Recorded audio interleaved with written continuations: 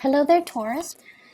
I hope you guys all have a wonderful, wonderful birthday celebration. And I do wish you all the best for this year and, all the blessings and all the wonderful things that are going to be coming your way. First of all, let me just talk about the energies that I'm picking up here. And then we'll go a little bit into, the other cards that I drew out. First off, for the month of May, what I'm seeing here is, I pre-shuffle the cards ahead of time.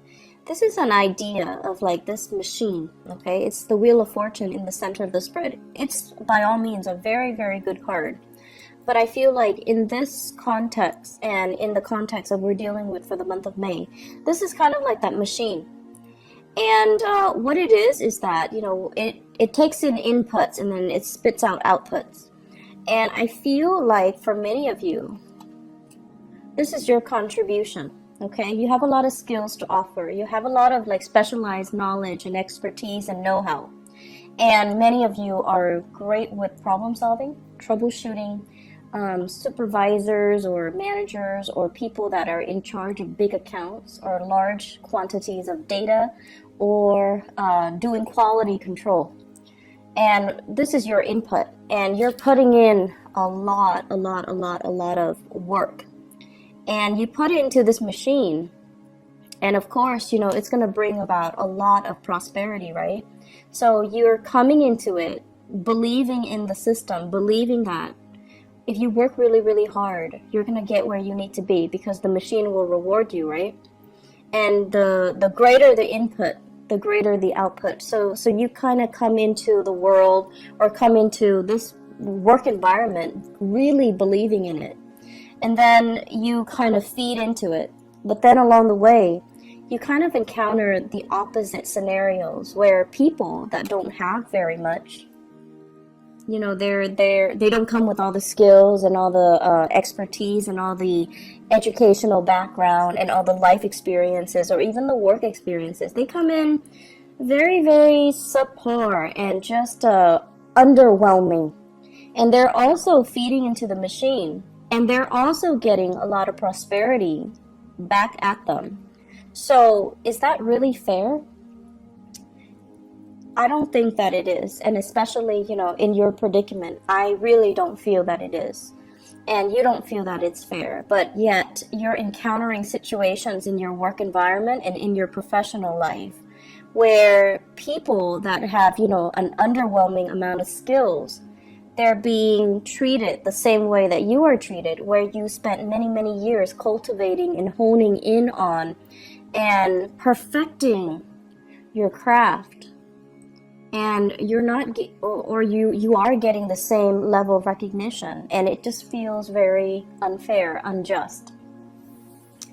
I also feel many of you Taurian people on either side of the coin, okay? So many of you right now are in a really, really good career path.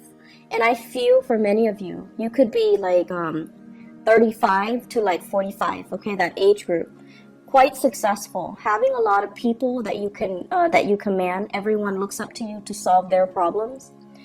Some of you have like a large following. So that means you have a lot of people that are working under you. And they're doing the dirty work for you. So you're commanding them and they're doing the dirty work for you. It doesn't, it's not all about like classism or anything like that, but it's just like stating that people trust you to take the lead and people are willing to follow you because they trust your judgment. So it's a really good position to be. Some of you are in leadership positions as well, leaders amongst children, among the next generation, amongst people in politics as well. So it basically means that, you're in the public eye, you're under a lot of scrutiny, and you pass the test mainly because you don't have a single blemish in your background. And then as a result of that, I feel like you're also feeding into this, building up your professional life, building up your networks, building up your connection. And I feel like you're already at that apex. And there is this sense, for those of you who are dealing with, there's this sense of like, I can just coast. I can just, put in very, very little amount of work, But, even then, you are perfectionistic, so you're not going to be underselling yourself. But I feel it's almost like I can coast. I know everything there is to know. I can come to work without ever being stumped by questions. And so you feel almost as like, it gets to that point where it's like, what else is out there? Should I explore new horizons? I want to, but I might be stuck with a specific skill set that are not transferable to other industries. So where can I go? Where can I apply my skills? Where can I go so that I don't have to start at the bottom of the totem pole, but, rely on the skills that I already have under my belt and kind of expand upon it? Many of you are seriously thinking about a change in your geographical location. Where do I want to settle down?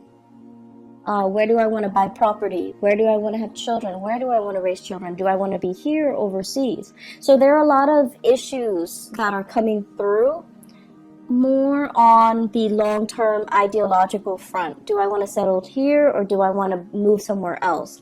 And I feel a lot of foreign energy, such as, with the Wheel of Fortune. This deals more on the global scale. Am I happy staying in this country or should I make a move elsewhere? And I also feel as well, all my skills, all of my work experience is in one country. Is it transferable or translatable into another work environment or into working in another country? So for example, some of you might have a lot of schooling and a lot of educational background in one country. So for example, you have even, I want to say let's say an MBA in one country, or you have a doctorate degree in one country. And if you were to move, those degrees are not transferable. And so you find yourself kind of stuck, right? You don't want to start over, but at the same time, it's really difficult for you to make that move, that transition, when the degrees themselves are not recognized in the new country.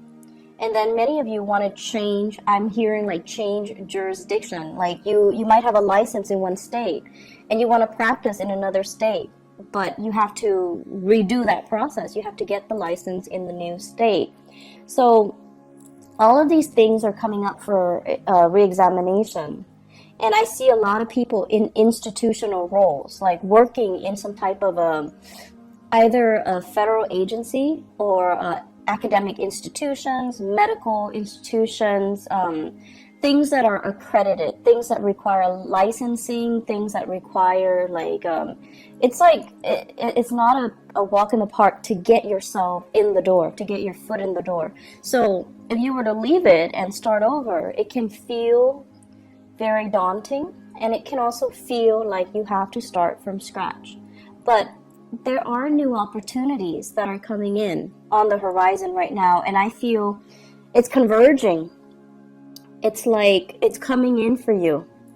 And some of you might have an offer on the table to switch agency, to switch into a new position, to switch into something a little bit different. And I feel like you're definitely emotionally drawn to that decision, to that offer. But it might not pay as much as you're hoping. It might not pay what you feel would be enough to support your standard of living. So it's a big trade-off here, but I feel like you're looking for something new. The status quo is okay. It looks great. You have a lot of respect. People really love and admire you in the work environment. They admire your work ethics. But I do sense that you've been here a little bit too long, and you're just I'm growing roots. I'm gathering moss. And so shifting, changing gears, moving would be the ideal circumstance. And there's a sense of wanderlust, again, wanting something a little bit more exotic, wanting something a little bit different, okay? So that's coming into the picture.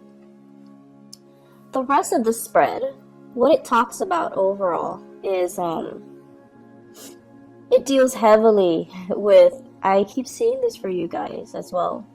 It's an environment where we really have to work together with other people. This is a card about collaboration, and this is deals heavily with exchanging in ideas, sharing our best practices, listening to other people, and finding mentors or finding teachers in very unlikely places. Okay, so it's sort of like learning by doing, and also the people that you manage, they actually might be the ones that have a lot to teach you. So whereas you're hoping to learn from your supervisors, your manager, your higher ups, but in fact, because of this collaborative card, it deals heavily with learning from unlikely sources. It's like messengers come in all shapes and forms. So you might have an underling that's, like an intern that's just starting out. You're managing his or her work, and they're teaching you a lot of things. They're the ones that are bringing new ideas into the picture. And so I feel here, it's kind of like allowing yourself that humility to learn from people that might not have as much experience as you do, but because they're looking at the same problem with a fresh pair of eyes, they're able to arrive at creative solutions that you might not have thought about. So I feel a lot of collaboration coming in, sharing knowledge, sharing skills, sharing the best way to do something. And I feel as if this process alone, it's sort of like it's a really good process overall. I'm also sensing as if there are some people in your work environment that are taking it the wrong way. They're very much about hierarchy, and they're very much about, I've been here longer, you need to listen to me. This is a new person. They don't really have the skills and the expertise. They should not be able to tell us what to do, or they should not be able to, I want to say, they should not have a say in the direction of the company because they haven't been around. So there are conflicting messages here regarding people that might have been in the field for a really long time, but they have no idea what they're doing, or they're so entrenched in it, it's hard for them to shift gears, and it's hard for them to think creatively. Okay, we all know those types. And then there are people that are brand new, that are very innovative, but no one's really giving them the time of day. So it is up to you to really try to shape young minds. Some of you might be teachers, shaping young minds. It might be up to you to, provide the creative framework so that you can allow these new people to explore, and allow these new people like some type of hands-on approaches so that they can learn by doing, and that they can, improve their problem-solving skills.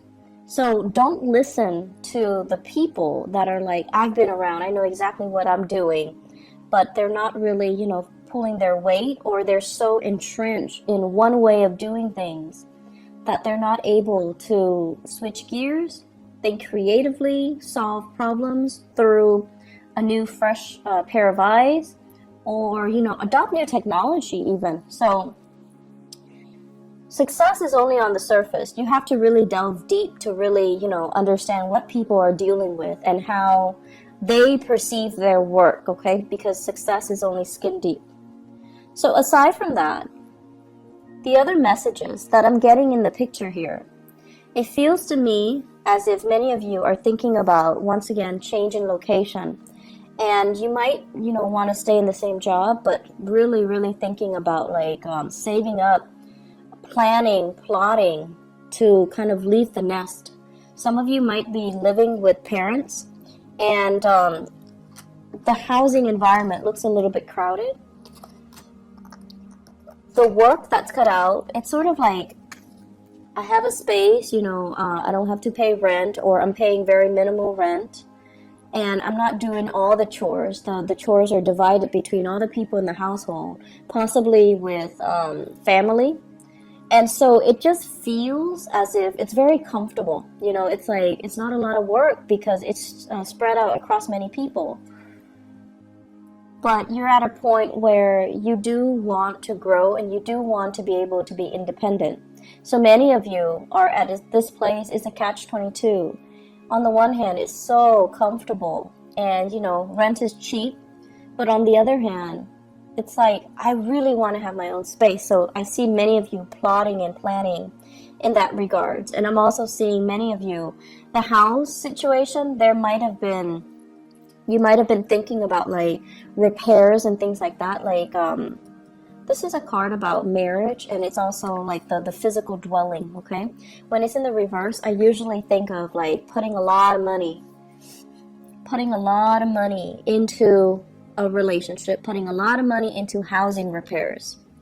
And you might have come out since the beginning of the year, since January, fixing something, cleaning up something, cleaning up the gutters, cleaning up the drain, doing a lot of fixer-upper types of projects as it relates to this housing situation.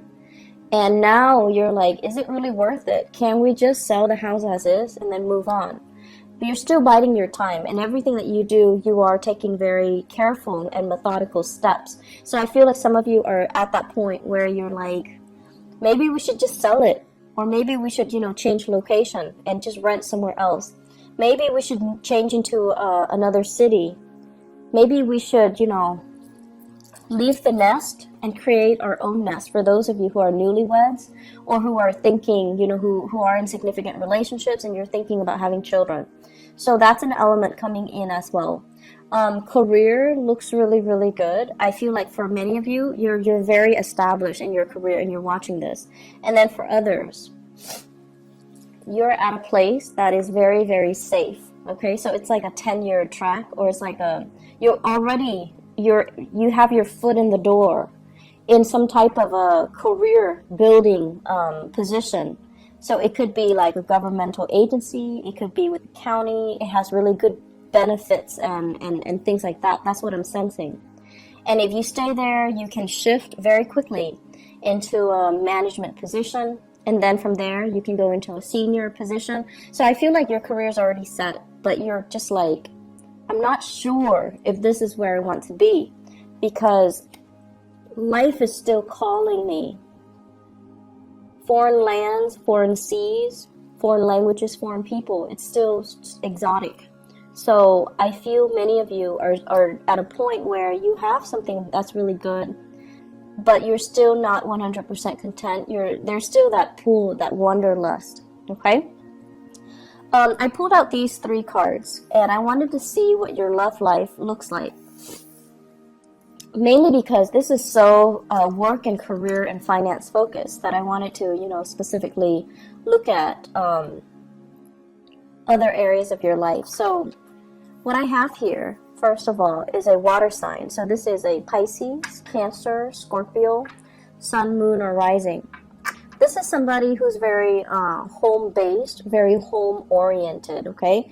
On the weekends, they don't want to go out with friends. They want to just stay home and cuddle and spend a lot of time with you. This is somebody that calls and checks up on you when you're at work. Not so much checking up, but, they check in on you. They're a little bit more, they need a lot of reassurance. They need a lot of time. They need a lot of attention. And I feel like many of you, this is a relationship partner for many of you. And I feel for many of you, this is somebody that you're married to. This is somebody that wants to settle down, that wants to that might ask you, do we want to have more children, or can we have more children? They also want their own space with you. For many of you, that's they're kind of telling you, let's start a family, let's build a nest, let's move out, let's live on our own. And then for others of you, I feel like you are in a long-distance relationship with another person. And what I'm feeling here is distance, space, and things like that. I feel like a fire sign. Sagittarius, Aries, or Leo, okay? And I have here the card of Leo. That's coming out very prominently, and I do have here this fire sign. So I feel like there might be a long-distance relationship where it's I don't feel like it's new. I feel like it's been ongoing, and it's kind of difficult to maintain, mainly because you're at this point where the person might be wanting to start a family. The person might be wanting to, settle down, have roots, and things like that. And so once again, Aries, Sagittarius, or Leo. And it just feels as if there's a sense of longing. There's a sense of like, you know, both of you mutually missing each other, like really longing for each other to be nearby. And I feel like it's starting to be very difficult to come together, to reconvene, to connect. There might be time differences, you know, like you might be on different time zones, in different areas, in different countries. And so it's nighttime where they are, daytime where you are, and you can't really Skype, you can't really connect, you can't really FaceTime, you can't really see each other, you can't really, you know, share. And then there are days when, you know, you've had like a really bad day and you want to call them and they're not there. So it just feels almost like timing is kind of working against you in this relationship, and you're watching the time kind of tick away. And so it's hard. Long distance relationships are hard, but I definitely feel the emotions are there. The longing, the love, the affection, the commitment is there. It's just getting, I feel like it's difficult for the other person more so than it is for you. You've got your career, your wealth, and your that you're building. The other person, they're okay. I mean, I don't feel they're financially in dire strait or anything, but I feel the longing and the missing and the, you know, wanting to be together. That is taking its toll on them emotionally. And so it's a little bit challenging for the two of you to continue in the relationship, because you don't really know, you don't have a vision of how the two of you are going to reconvene. You don't have a vision of how the two of you are going to come together and be, you know, establish a family. Okay, so it's like you need to work this out in your current relationship. What I also have as well, for those who are single people who are, you know, out dating and things like that, I feel like there might have been a recent breakup here with the Four of Wands. A recent breakup. So it could be a fire sign, Sagittarius, Aries, Leo, a water sign, Pisces, Cancer, Scorpio, or even another earth sign, Taurus, Virgo, Capricorn. And what you're doing here is, this is the end of conflict. So this is kind of like, you're out of my life, we're not fighting anymore, I'm no longer, like, you're getting over the relationship, okay? And I feel for many of you, it was a significant relationship where you might have shared space with each other at one point. You might have shared housing. You might have lived together even at one point. I feel like somebody moved out, and there is a sense of longing, missing somebody, but you're kind of like, I'm kind of over it. I'm not going to succumb to the temptation to reconnect and to reach out. For many of you, if you're dealing with a water sign, Pisces, Cancer, Scorpio, they are reaching out to you.